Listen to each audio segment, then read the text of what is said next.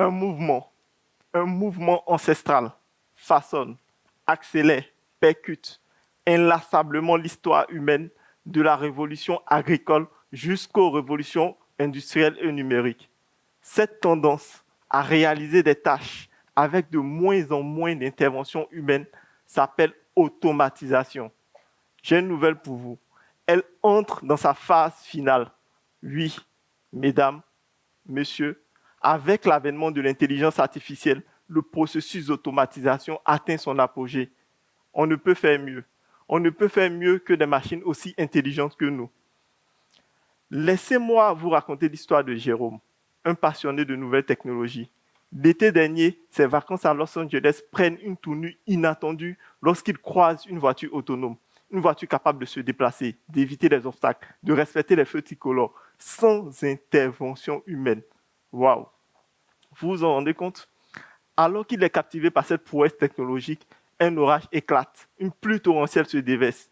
Le drame. La voiture autonome opère une sortie de route et atterrit dans un McDonald's. Heureusement, il n'y a ni mort ni blessé. Mais que s'est-il passé?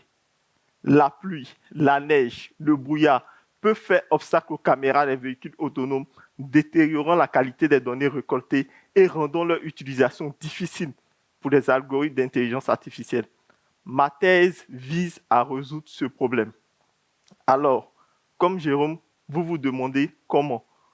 En entraînant les algorithmes d'intelligence artificielle à reconnaître leur environnement dans toutes les conditions météo. Pour cela, il faut beaucoup de données, ce qui est très coûteux. Une solution existe. L'image derrière moi a été dessinée par une intelligence artificielle qui s'appelle DALL-E. Connaissez-vous ChatGPT? Ils appartiennent à la même famille. Ces algorithmes dits génératifs peuvent créer de la donnée, notamment des millions d'images dans diverses conditions météo. Génial, n'est-ce pas? Cependant, comme vous le savez, ChatGPT commet des erreurs. C'est le cas de tous les modèles génératifs. Mais le plus intriguant, il est ailleurs.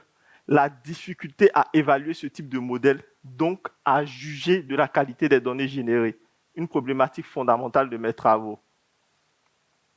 Un mouvement, mesdames, messieurs, un mouvement puissant, prenant son élan bien avant les premières cités humaines, entre dans sa phase ultime, propulsant l'humanité vers un bouleversement aux conséquences inimaginables.